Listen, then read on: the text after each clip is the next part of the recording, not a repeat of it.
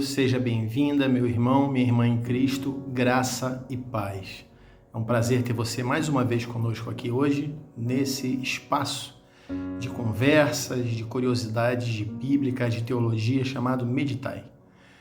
Peço que você dê relevância a esse trabalho, clique aí no gostei ou não gostei, compartilhe esse vídeo, se inscreva. Nós não ganhamos nada com isso, é apenas uma forma de fazer com que o YouTube, as redes sociais entendam que há relevância nesse conteúdo e comecem então a passá-lo, a encaminhá-lo, enviá-lo para outras pessoas, ok? Nós hoje vamos falar um pouquinho sobre o livro dos Salmos. Salmos são uma coleção riquíssima, é um compilado de cânticos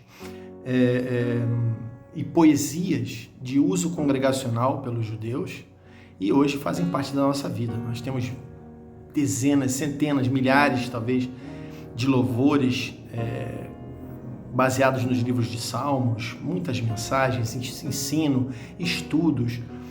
É realmente um compêndio riquíssimo e que nos abençoa muito. E hoje em particular nós vamos falar sobre o Salmo 91. O Salmo 91 no verso 1 diz assim: aquele que habita no esconderijo do Altíssimo, à sombra do Onipotente, descansará.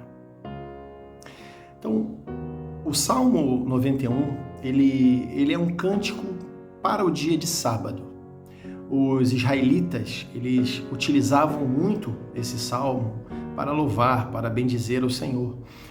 Ele é um cântico que tem uma oração forte, porque ele convida o homem a habitar na sombra do Altíssimo, nas asas, debaixo das penas do Todo-Poderoso, e ali estar protegido contra todos os poderes do mal.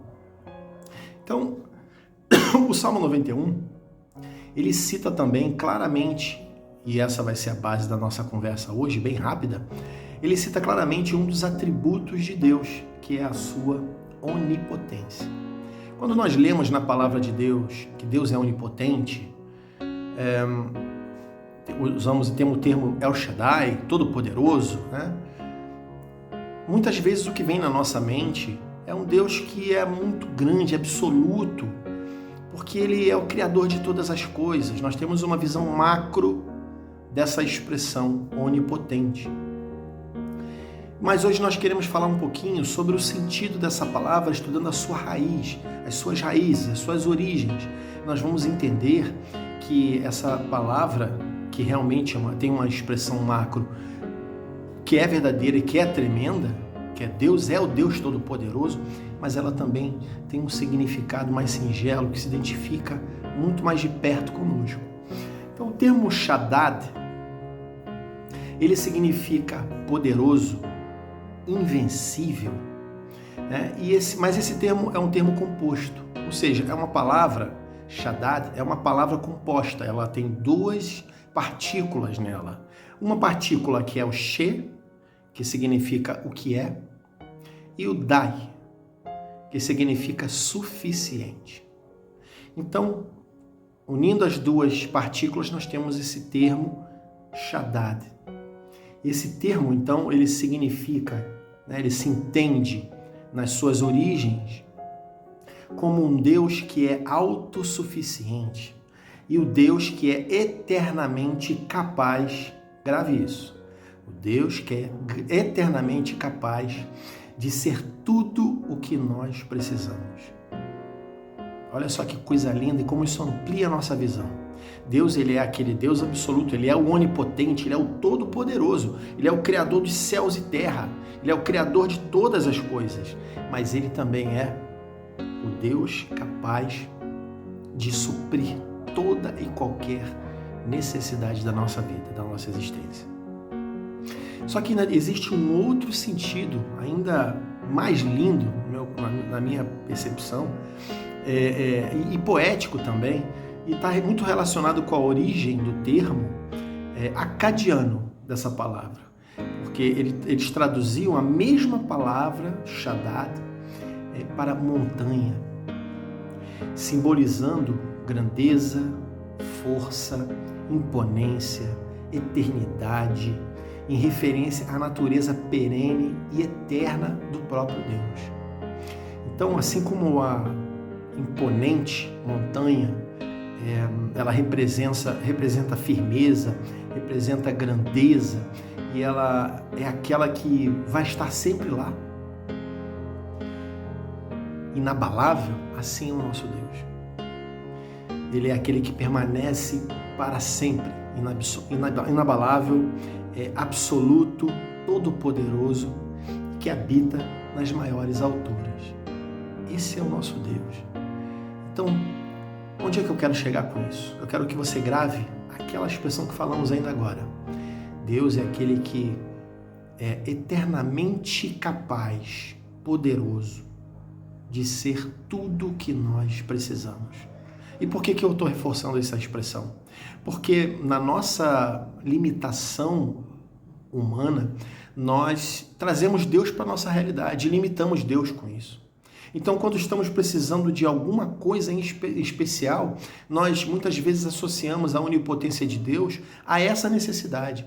Se eu preciso de uma cura, eu entendo Deus onipotente como aquele capaz de me curar.